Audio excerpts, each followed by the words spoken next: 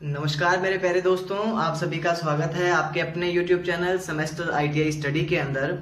तो स्टूडेंट्स, आज आपके सामने मैं ये पार्ट थर्ड लेकर आ चुका हूं जो कि हमारी सिंक्रोनस मोटर का चल रहा है। तो स्टूडेंट, आज ये आपके लास्ट पार्ट होगा आपके लिए। आज स्टूडेंट हम क्या कर लेंगे, सारी सिंक्रोनस मोटर को कवर कर लेंगे। तो स्टूडेंट, वो लास्ट जो वीडियो थी पार्ट सेकंड, वो बीच में रुक गई थी, तो उसके स्टूडेंट जस्ट बाद आप इस वीडियो को देखिएगा तो आपको अच्छी तरह समझ में आएगा। मैंने कोई भी यहाँ पर उसके बाद में कंसेप्ट नहीं समझाया है। तो चलिएगा, देखिए हम स्टूडेंट फर्स्ट केस को लेकर चलते हैं। यानी कि फर्स्ट केस में हम क्या करेंगे, VS बराबर क्या करेंगे, EB को करेंगे। क्या करेंगे, VS मतलब सप्लाई स्रोत बराबर क्या रहेगा, हमारा EB रहेगा। तो देखिए स्टूडेंट, जैसे ही अपन क्या करेंगे, इसको नो लोड पे चलाएंगे। तो नो लोड पे चलाते ही क्या होगा स्टूडेंट, इसके अंदर जो हमारा करंट रहेगा उसकी वैल्यू क्या रहेगी स्टूडेंट, उसकी वैल्यू रहेगी स्टूडेंट हमारी 0। अगर करंट की वैल्यू स्टूडेंट हमारी जो 0 रहेगी तो इसके अंदर स्टूडेंट क्या है, कोई भी एक्सेस ड्रॉप नहीं होगा। कोई भी एक्सेस ड्रॉप नहीं होगा तो हमारा क्या रहेगा, VS बराबर क्या रहेगा, जो इसके अंदर बैक ईएमएफ जनरेट हुआ है उसके क्या रहेगा स्टूडेंट, वो इक्वल रहेगा। तो यहाँ पर हमारी जो करंट का मान 0 है तो एक्सेस ड्रॉप भी क्या रहेगी स्टूडेंट हमारी, यहाँ पर कोई भी एक्सेस के अक्रॉस स्टूडेंट ड्रॉप नहीं होगी। इसलिए इस केस का अगर मैं यहाँ पर डायग्राम या इसे मैं आपको एक यहां पर मैं अगर आपको समझाना चाहूं तो देखिएगा, अगर मैं यहां पर लेता हूं VS को, अगर मैं यहां पर स्टूडेंट VS को लेता हूं तो देखिएगा VS और EB दोनों क्या है स्टूडेंट्स,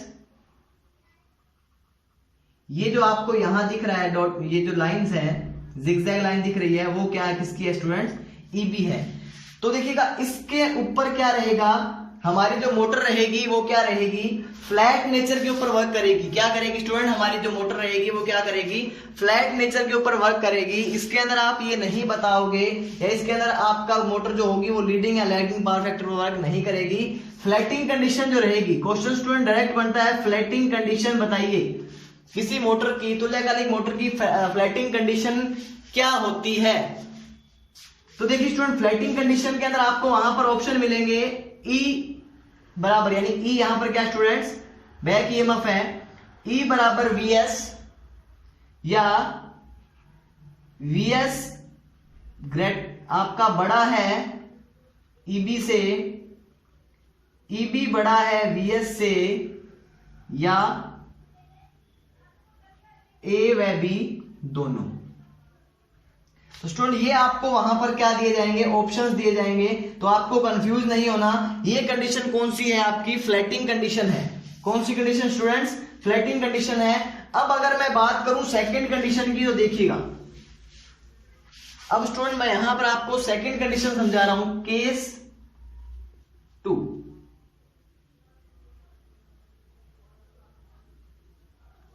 अब देखिए केस 2 के अंदर मैं क्या कर रहा हूं स्टूडेंट, यहां पर मैं जो EB है उसका मान कम कर रहा हूं। जब EB का मान कम किया जाए, सेकंड कंडीशन देखना, EB का मान कम किया जाए तो EB का मान स्टूडेंट अपन कम कैसे करेंगे, आपको क्या करना पड़ेगा, मैंने यहां आपको सारी बातें बताई थी। यहां आपको क्या करना पड़ेगा, अगर बैक ईएमएफ का मान कम करना है तो आपको क्या करना पड़ेगा, फ्लक्स कम करना पड़ेगा। फ्लक्स का मान कम करने के लिए आपको फील्ड करंट का मान कम करना पड़ेगा। और फील्ड करंट का मान कम कैसे कर सकते हो आप, डायरेक्टली यहां पर प्रतिरोध जोड़कर कर सकते हो। क्या कर सकते हो स्टूडेंट, आप यहां पर प्रतिरोध जोड़कर। इसका मतलब मैंने क्या कर दिया, यहां पर इसके मान को कम करने के लिए मैंने यहां पर IF के मान को भी क्या किया स्टूडेंट्स, कम किया, और इसके मान को भी कम करना पड़ेगा। अब देखिएगा क्या होता है इसके अंदर। देखिए मैंने आपको बताया जो EB का मान है वो हमें कम करना है। इसका मतलब अगर मैं इसका यहां पर डायग्राम बनाऊं, फेजर डायग्राम, तो ये जो लाइन रहेगी वो VS की रहेगी, क्योंकि हमारी सप्लाई फ्रीक्वेंसी जो स्रोत वोल्टेज है वो क्या है, EB से ज्यादा है। इसका मतलब यहां पर जो कंडीशन रहेगी, VS बड़ा है EB से। इस कंडीशन में देखिए क्या होगा, VS का मान ज्यादा है। अब स्टूडेंट ये मोटर ऑन लोड है, ध्यान रखना ऑन लोड है, ठीक है। अब देखिए यहां पर क्या होगा, अगर EB का मान कम है तो स्टूडेंट मैं यहां पर EB यहां मान लेता हूं, एक बार EB का मान मैं यहां मान लेता हूं स्टूडेंट्स, ठीक है ना, कोई दिक्कत नहीं है। जब मोटर ऑन लोड होगी तो स्टूडेंट यहां से करंट जाएगी, यहां से करंट जाएगी, तो इस एक्सेस के ड्रॉप कुछ क्या होगा, एक्सेस के अंदर भी क्या होगा स्टूडेंट, कुछ ड्रॉप होगा, यानी कि सिंक्रोनस जो हमारा ड्रॉप है वो भी कुछ ना कुछ होगा, एक्सेस ड्रॉप कुछ ना कुछ होगा। तो स्टूडेंट मैं यहां पर एक्सेस ड्रॉप अगर देखूं तो एक्सेस ड्रॉप हमारा क्या होगा, Vs माइनस, अगर मैं एक्सेस ड्रॉप निकालूं तो Vs माइनस Eb कर सकता हूं। ये हमारा क्या आ गया स्टूडेंट्स, एक्सेस ड्रॉप आ गया। अब इसे मैं यहां पर दिखाना चाहूं तो स्टूडेंट ये जो जितनी चीज यहां पर, यहां से लेकर यहां तक हो रही है वो सारी क्या है, एक्सेस ड्रॉप ही है ना। तो Vs माइनस Eb कर सकता हूं मैं यहां पर, कोई दिक्कत, यहां तक किसी को कोई दिक्कत नहीं होनी चाहिए।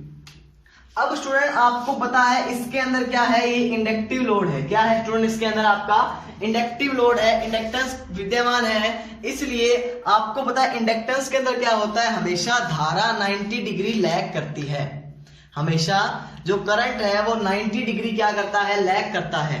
ये चीज आप सभी को पता है। अगर मैं इसे 90 डिग्री स्टूडेंट लैग करवाना चाहूं तो मैं यहां ये कर सकता हूं।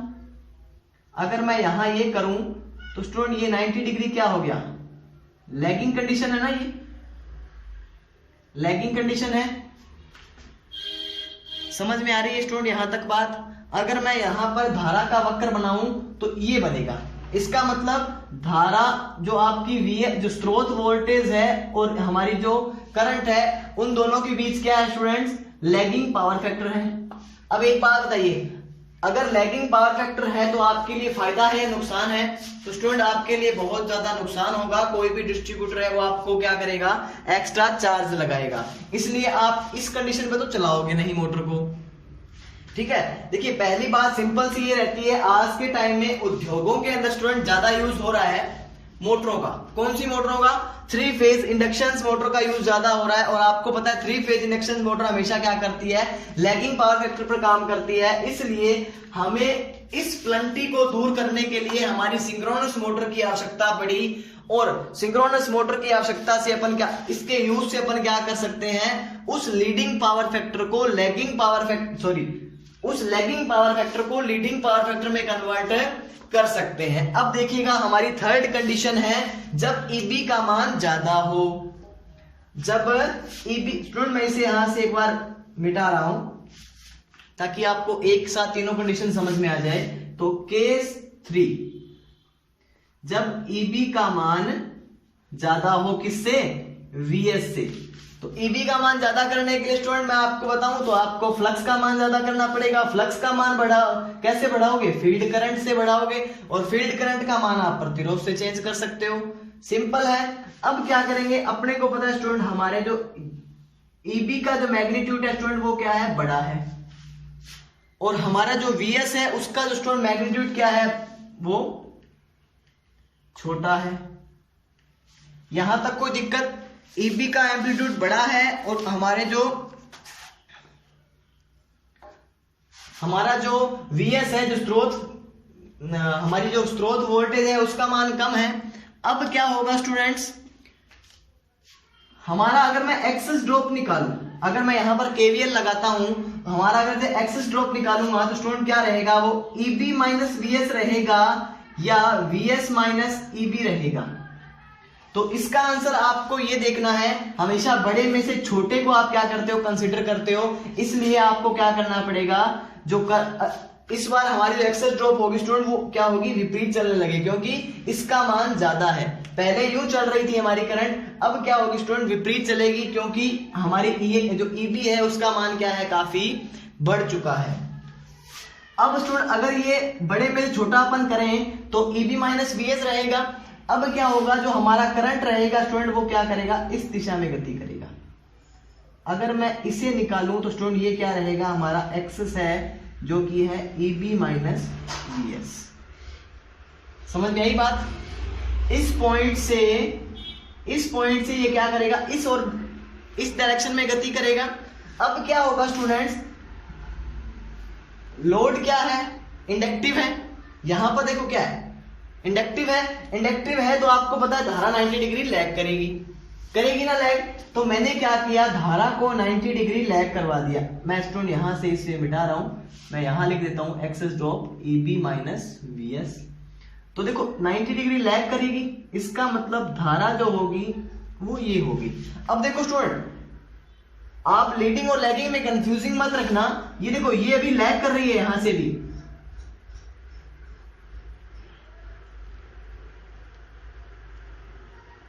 लैगिंग क्या कर रही है स्टूडेंट, ये भी क्या कर रही है, लैग कर रही है। अगर मैं इस डायग्राम को इससे कंपैरिजन करूं तो देखिएगा स्टूडेंट सेम यही निकलेगा डायग्राम। अगर मैं इसे यूं करूं या यूं करूं, बात तो दोनों क्या है स्टूडेंट्स, हमारी सेम है, क्योंकि हमने इसके अंदर क्या किया था, लैगिंग किया था ना।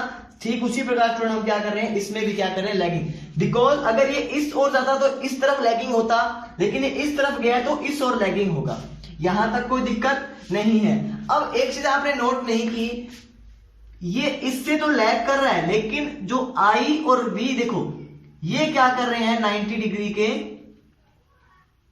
लीडिंग पे पहुंच चुके हैं। और आपको पता है वोल्टेज और करंट, वोल्टेज और करंट की बीच की जो कोज्या या कोण है उसे आप क्या बोलते हो, पावर फैक्टर बोलते हो। इसका मतलब जब आप EB को इंक्रीज करोगे तो आपका क्या होगा, लीडिंग पावर फैक्टर मिलेगा, और आपकी मोटर जो होगी वो लीडिंग पावर फैक्टर पर क्या करेगी स्टूडेंट्स, वर्क करेगी। ठीक है ना। आपको इसका मैंने यूज बता, देखो यहां तक कोई दिक्कत नहीं है। अब इसका यूज देख लो। यूज क्या है, मैंने आपको अभी बताया था, उद्योगों के अंदर क्या करते हो स्टूडेंट, आप इसका यूज करते हो। कारण क्या होता है, आप वहां पर 3 फेज मोटरें यूज करते हो ज्यादातर, इसलिए आप क्या करते हो स्टूडेंट्स, वहां पर इस मोटर का यूज करते हो। स्टूडेंट देखिएगा, ये जो मोटर है वो नो लोड पर चलाई जाती है, और इसका रोटर को क्या कहता है स्टूडेंट, ओवर एक्साइटेड किया जाता है। जब स्टूडेंट इसे क्या करते हो, आप लीडिंग पावर फैक्टर के लिए यूज करते हो, तो इसे नो लोड पर वह ओवर एक्साइट इसके जो रोटर है, रोटर को क्या करते हो स्टूडेंट, आप ओवर एक्साइट कर चलाते हो। इसके रोटर को ओवर एक्साइट करके यूज किया जाता है। आई होप सो स्टूडेंट, यहां तक आप सभी को क्लियर होगा। अब आपके माइंड में इतना मैंने मटेरियल डाल दिया, भी आप इस क्वेश्चन का आंसर जरूर दे पाओगे। आपकी मोटर लीडिंग पावर फैक्टर पर कब वर्क करेगी, लैगिंग पावर फैक्टर पर कब वर्क करेगी, और आपके यूनिटी पावर फैक्टर पर कब वर्क करेगी। यहां तक कोई दिक्कत नहीं है। तो स्टूडेंट मैं इसे रफ कर देता हूं। इसके बाद स्टूडेंट्स देखो, इसकी कई विधियां हैं इसे यूज कर, इसे आप घुमाने की। मैंने स्टूडेंट यहां पर स्क्विरल केज रोटर यूज किया, आप यहां पर स्लिप रिंग रोटर भी यूज कर सकते हो, जिसे आप ऑटो सिंक्रोनस मोटर बोलते हो, जिसे स्लिप रिंग आपका रोटर यूज होगा। देखो कंडीशन सारी यही है, कंडीशन सारी यही है। मेन कंसेप्ट था इसे इस चीज में समझना, जो मैंने आपको अच्छी तरह से डिस्क्राइब कर दिया है। यहां तक कोई दिक्कत नहीं है स्टूडेंट्स। अब देखिएगा, इसके अंदर एक और बेहतरीन छोटा सा एक पार्ट बचता है, जो है हंटिंग। हंटिंग की अगर मैं बात करूं स्टूडेंट्स,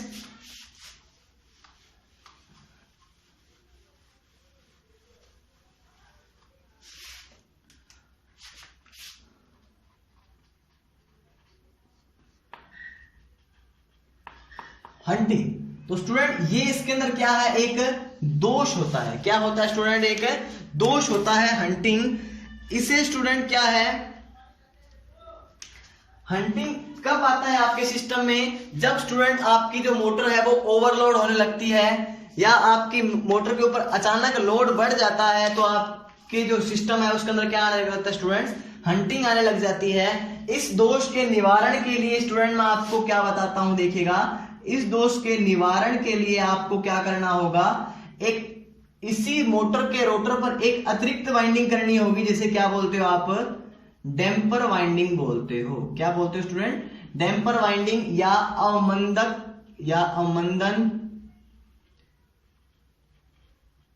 कुंडल, या अवमंदन कुंडल कहां पर होगी स्टूडेंट, देखिएगा, स्टेटर,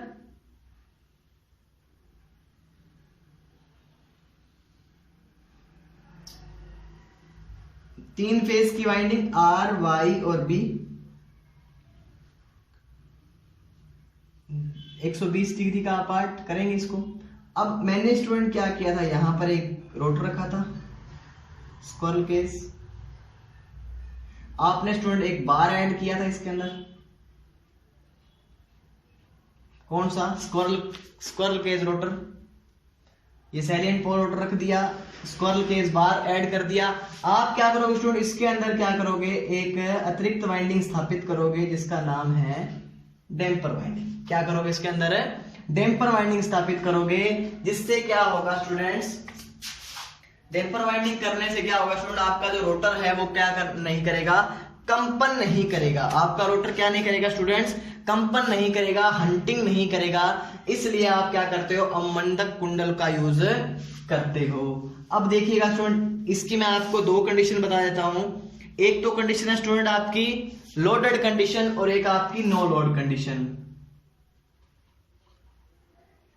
नो लोड की कंडीशन और एक लोडेड की कंडीशन। अब देखिएगा स्टूडेंट, नो लोड की कंडीशन में देखो, ये आप क्या समझो, यहां से ये क्या है स्टूडेंट, आपका स्टेटर की वाइंडिंग है। ये यहां पर स्टूडेंट इसका क्या होगा, ये इसका N है, ये इसका क्या होगा स्टूडेंट, यहां पर S होगा। मैं इसे आपको एक बार नहीं बता रहा हूं, बस समझने के लिए आप इसे देखिएगा। और अभी आपका रोटर कहां पड़ा है,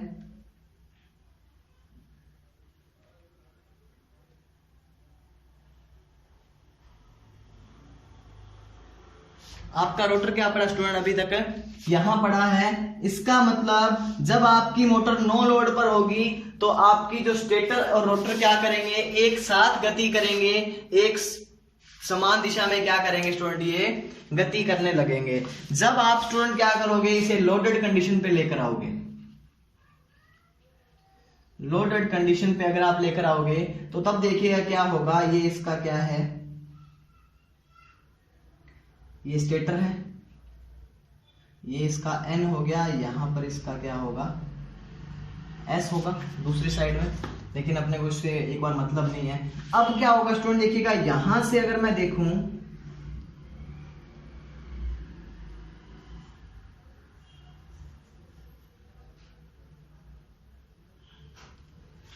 यहां तक समझ में आई बात। ये क्या रहेगा स्टूडेंट, आपका रोटर रहेगा और ये क्या है स्टूडेंट, आपका स्टेटर। इन दोनों के बीच में क्या आ जाएगा स्टूडेंट, एक डेल एंगल आ जाएगा। क्या आ जाएगा, एक डेल आ जाएगा, यानी कि एक कोण आ जाएगा। यानी कि ये जो स्टेटर है वो रोटर से थोड़ा सा खिसक जाएगा। कब, जब मोटर लोडेड कंडीशन पे आएगी तो दोनों के बीच क्या रहेगा स्टूडेंट, एक डेल एंगल रहेगा।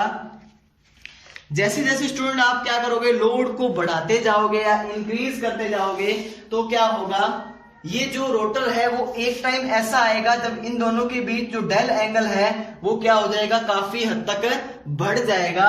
और ये जो आपका स्टेटर है इसका क्या होगा स्टूडेंट, इसके ऊपर खिंचाव कम हो जाएगा और स्टूडेंट ये इसे छोड़ देगा। और इस कंडीशन में आपका जो रोटर है वो कहां चला जाएगा स्टूडेंट्स, यहां पर चला जाएगा। आपका जो रोटर है उसका डेल एंगल क्या हो जाएगा, काफी बढ़ जाएगा और ये कहां चला जाएगा, नीचे चला जाएगा और आपकी मोटर रुक जाएगी। क्यों, क्योंकि स्टूडेंट देखिए ये मैग्नेटिक अट्रैक्शन पे तो काम कर रहे थे। जब आप इसे ओवरलोड करोगे ना तो क्या होगा, ये इसका जो डेल एंगल है वो बढ़ जाएगा, इतना बढ़ जाएगा लास्ट तक कि इन दोनों के बीच चुंबकीय खिंचाव बल नहीं काम करेगा और आपका जो मोटर है वो क्या हो जाएगी, रुक जाएगी। इसको क्या करते हैं अपन, इसलिए अपन क्या करते हैं स्टूडेंट, इसका यूज करते हैं। ठीक है ना। अब देखिएगा हमारा कुछ बातें मैं आपको और बता देता हूं, कुछ बातें स्टूडेंट मैं आपको यहां पर और बता देता हूं। देखो यहां तक जितने भी आपके क्वेश्चंस बनने हैं वो इसी से बनने हैं और इसके अंदर आपके लिए देखो डायरेक्टली क्वेश्चन पूछ ले जाता है आपके लिए, हंटिंग दोष को दूर करने के लिए किस वाइंडिंग का यूज करते हो, तो डैम्पर वाइंडिंग का। हंटिंग मैंने आपको यहाँ पर समझा दी है कैसे कैसे वर्क करती है, ये इसको छोड़ देगा काफी हद तक। ठीक है ना। तो चलिएगा अब हमें नेक्स्ट चीज देखनी है, इसके फेजर डायग्राम देख लेते हैं एक बार, इसके फेजर डायग्राम देख लेते हैं।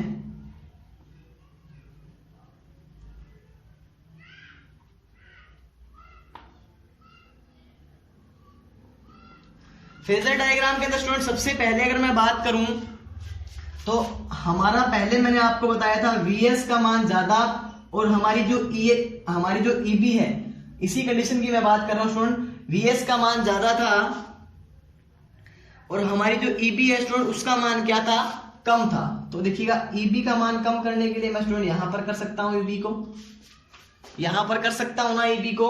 अगर मैं इसका फेजर डायग्राम से आपको समझाऊं तो देखिएगा Vs का मान यहां पर ज्यादा है और EB का मान कम है, और दोनों के बीच की स्टूडेंट जो ड्रॉप होगी वो क्या कहलाएगी, आपकी एक्सेस ड्रॉप, जिसे आप Vs माइनस EB बोल सकते हो, कोई दिक्कत नहीं है। जिसे आप क्या बोल सकते हो स्टूडेंट, Vs माइनस EB। अब ध्यान रखिएगा इसके पैरेलल मैं क्या करूंगा, एक लाइन ड्रॉ करूंगा। तो स्टूडेंट इसके पैरेलल जो लाइन रहेगी वो ये रहेगी, मतलब सेम इसके पैरेलल अगर मैं लाइन करूं तो स्टूडेंट इसे भी आप एक्सेस ड्रॉ बोल सकते हो ना, Vs माइनस EB, कोई दिक्कत नहीं है। अब देखिएगा इस Vs माइनस EB से क्या होगा, आपकी जो करंट है वो क्या करेगी, 90 डिग्री लैग करेगी। जब 90 डिग्री लैग करेगी, अगर मैं इसे 90 डिग्री बनाना चाहूं तो इसका 90 डिग्री कुछ यहां पर बनेगा। अगर मैं इसका 90 डिग्री बनाना चाहूं तो करंट का एम्पलीट्यूड यहां आएगा और इन दोनों के बीच क्या रहेगा स्टूडेंट, ये जो रहता है इसे क्या बोलते हो आप, थीटा बोलते हो, जिसे आप क्या बोलते हो, थीटा। और आप यहां पर देख पा रहे होंगे Vs और EB का मान अभी क्या है, एक दूसरे से लैग कर रहा है। क्या कर रहा है, लैग कर रहा है। यहां तक आपको समझ में आई। इस कंडीशन में आपका पावर फैक्टर भी क्या रहेगा, लैगिंग रहेगा। ठीक है, फेजर डायग्राम से भी आपको पता लग गया, केस के माध्यम से भी मैंने आपको समझा दिया। अब फेजर डायग्राम दूसरा देख लेते हैं। फेजर डायग्राम दूसरा क्या हमारा क्या कहता है, EB का मान हमने ज्यादा किया था ना स्टूडेंट्स, ये हमारी Vs और EB का मान मैं क्या कर रहा हूं, ज्यादा कर रहा हूं। और इन दोनों के बीच स्टूडेंट जो एक्सेस ड्रॉप होगी वो क्या कहलाएगी, आपकी EB माइनस Vs, बड़े में से छोटा। यहां तक कोई दिक्कत नहीं है फेजर डायग्राम के अंदर।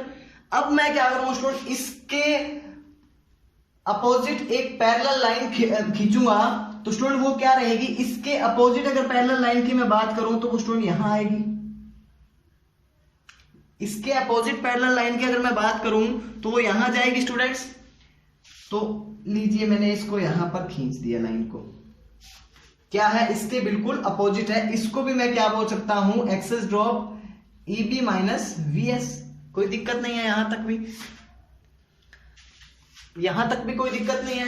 अब क्या होगा स्टूडेंट, अगर मैं यहां पर इसे 90 डिग्री देखूं, इसका अगर मैं यहां से अगर मैं 90 डिग्री की रेखा खींचूं तो वो क्या रहेगा, यहां से अगर मैं 90 डिग्री लगाता हूं तो स्टूडेंट वो यहां आएगी। यहां क्या आएगी, आपकी करंट की वैल्यू आएगी 90 डिग्री पे, क्योंकि आपको पता है एक्सेस ड्रॉप जब होता है तो करंट आपका 90 डिग्री रहता है। तो देखिएगा अब ये इससे तो क्या है 90 डिग्री आ गया, लेकिन इससे देखिए जो वोल्टेज है और करंट के बीच की आप थीटा क्या बोलते हो आप, वोल्टेज और करंट के बीच का कोण। तो अब क्या है, ये लीडिंग है कि नहीं है, ये क्या है स्टूडेंट, आपका लीडिंग पावर फैक्टर पे वर्क कर रही है मोटर, जब आपका EB का मान ज्यादा होगा और Vs का मान कम होगा। तो स्टूडेंट मैंने आपको यहां पर सारी कंडीशंस बता दी है, सारे डायग्राम बता दिए हैं कैसे आपको करना है। अब स्टूडेंट आपको मैं एक चीज बता देता हूं, इसके अंदर अगर मैं इसके बाद स्टूडेंट आपके लिए मैं डीसी मोटर का चैप्टर स्टार्ट करने वाला हूं। डीसी मोटर जो रहेगी हमारी बहुत ही इंपॉर्टेंट मोटर है, तो आपको उसे मेरे साथ जरूर पढ़ना है डीसी मोटर के। और अगर स्टूडेंट आपको इसके शॉर्ट क्वेश्चन चाहिए तो मुझे आप स्टूडेंट क्या कर सकते हो, कमेंट कर सकते हो, मैं इसकी एक शॉर्ट क्वेश्चन की वीडियो भी आपको प्रोवाइड करवा दूंगा। तो स्टूडेंट अगर आपको कोई भी डाउट रहता है सिंक्रोनस मोटर में तो मुझे आप बता दीजिएगा। अगर जिस किसी स्टूडेंट ने मेरी वीडियो कंप्लीट देखी है तो उसे आज के बाद में सिंक्रोनस मोटर के अकॉर्डिंग कोई भी परेशानी नहीं होने वाली, क्योंकि इतना इजी करके स्टूडेंट मैंने आपको समझाया है। मैंने आपको इसका फेजर डायग्राम भी बता दिया, इनकी अलग अलग जो केस है वो भी बता दिए। जब मोटर लीडिंग पावर फैक्टर में कब काम करेगी, जब वो नो लोड पर उसका रोटर क्या रहेगा, ओवर एक्साइट होगा, तभी वो क्या करेगी, आपकी लीडिंग पावर फैक्टर पे काम करेगी, लैगिंग पे कम काम करेगी, फ्लैट नेचरिंग पे कब काम करेंगी, सारे क्वेश्चन स्टूडेंट आपके यहां से क्लियर हो चुके हैं। ठीक है ना। तो ठीक है स्टूडेंट, ये थी हमारे 3 पार्ट के अंदर कंप्लीट सिंक्रोनस मोटर। इसका एक नेक्स्ट पार्ट लेकर आएंगे, उसके अंदर इसके शॉर्ट क्वेश्चंस होंगे। और हमारी स्टूडेंट कल जो वीडियो आएगी वो रहेगी आपकी डीसी मोटर की, तो उस वीडियो को भी जरूर देखिएगा। और मेरे चैनल को स्टूडेंट सब्सक्राइब और मेरी वीडियो को स्टूडेंट लाइक जरूर कीजिएगा। तब तक के लिए जय हिंद, जय भारत। मिलते हैं आपको नेक्स्ट वीडियो में। धन्यवाद।